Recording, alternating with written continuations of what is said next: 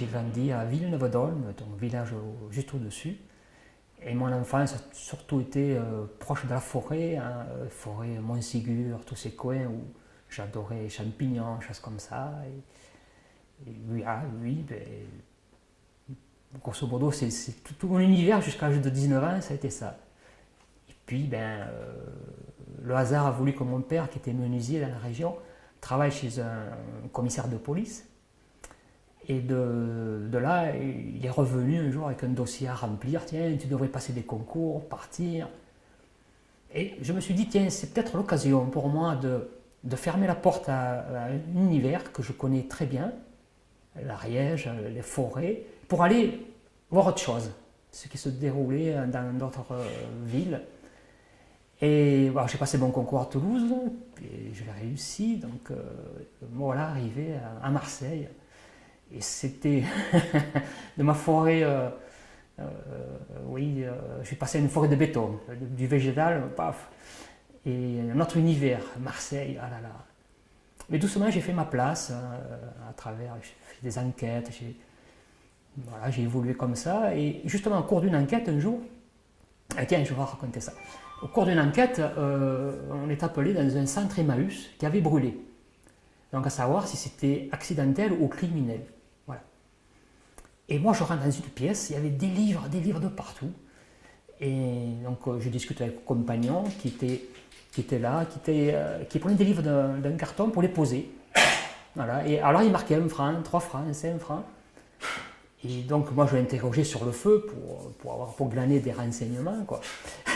Et puis à un moment donné, je lui dis, mais sur ce livre, vous avez marqué 1 franc, et sur celui-ci, 5 francs. Comment vous faites? Alors là, il me dit, le petit, voilà, je marque pas cher, c'est 50 centimes, 1 franc, et les gros, 3 francs, 5 francs, 6 francs, on fait. Ah, j'ai dit, bon, c'est comme ça que ça se passe. Et là, il me dit, mais pas tout à fait, parce qu'il y a des livres, je marque 5 francs, mais j'apprends par la suite qu'ils valaient 500 francs, voire 1000 francs. À l'époque, c'était en francs, c'était pas en euros. Ah, j'ai dit, bon, mais comment on fait pour savoir ça? Ah bien, on ne sait pas. Bon, l'enquête, bon, ça tournait autour de ça, et puis je suis retourné chez moi, et le soir, ça m'a interpellé cette histoire d'acheter quelque chose et avoir un coefficient multiplié par 10, par 15, par 100, c'était étonnant. Et de là, je commençais à m'intéresser aux livres d'occasion et aux livres anciens, et au papier, au cuir, aux auteurs évidemment, aux illustrateurs qui viennent se greffer aux livres, aux peintres aussi. Et tout cet univers m'a gagné. C'était tellement magique qu'un jour j'en ai voulu faire mon métier. Voilà, j'ai tellement adoré, c'était pour moi une découverte. Et donc voilà, je démissionne pour faire bouquiniste et libraire en livres anciens. Et là, j'ai ouvert la porte encore à un univers extraordinaire d'art. J'ai eu des livres, des incunables, c'est-à-dire des livres avant 1500, entre Gutenberg, au moment de l'imprimerie, et des livres après illustrés par Picasso, dédicacés, Dali, etc. Des ouvrages tellement rares. Donc je faisais des salons à Paris, à Bruxelles. Voilà, j'ai gagné ma vie comme ça. Et puis petit à petit, sont arrivées des histoires. Comme ça, je dis. La première histoire se déroule en Ariège. Et j'en ai fait un roman. Voilà, c'est La Dernière Nuit. Donc j'ai écrit cette histoire et je l'ai envoyée à des éditeurs et on m'a dit c'est bien ça.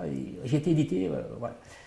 Donc ça a été une petite aventure pour moi et une nouveauté. De là, j'ai continué à écrire. J'ai écrit L'Odyssée des Fous, Instinct Magique, numéro 1, 2 et 3. Ce sont des petits textes amusants.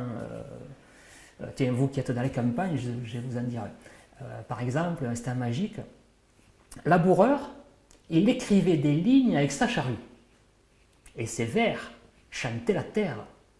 Aujourd'hui, il milite toujours pour la terre et distribue des tracts. C'est un tracteur. Vous voyez, c'est des petits textes comme ça. Et mon dernier ouvrage, Plus que nature, qui est toujours d'ailleurs en vente à Mirepoix, librairie Découvert, et à Pamiers au temps moderne. Voilà. Et là, j'ai des projets d'écriture de romans, etc. pour début d'année. Voilà. Voilà, grosso modo, un parcours ariégeois, marseillais aujourd'hui. Mais ma famille est ici. J'ai mes sœurs dans la région et encore ma mère. D'accord. Et donc vous êtes venu il n'y a pas longtemps faire un spectacle au Moulin de Nélis. Oui. Donc vous venez régulièrement faire des spectacles, enfin des contes J'aimerais. sur l'Ariège. On espérait venir, on avait été contacté par... alors, du moins, j'avais contacté sur Pamiers, là, qu'on appelait le village avant Pamiers, Pujol, les Pujols. Oui. Donc, puis finalement, il devait venir nous voir, cette personne. Bon, il n'est pas venu, puis ça s'est perdu. Oui, on aimerait venir jouer dans la région et faire des petites tournées, surtout que le spectacle, franchement, il est super sympa. C'est à la fois un spectacle humoristique, poétique et comique, animé de chansons et de guitare. En fait, moi, je compte, et Teresa chante, et Bernard joue la guitare, et donc ils jouent des morceaux qui font écho à ce que je dis. Voilà, et tout, c'était un cheminement, et bon, ça finit, c'est comique, les gens sont enchantés, en fait. Donc c'est un spectacle qui continue à tourner. Oui, alors là, nous jouons pas en Ariège, en Provence.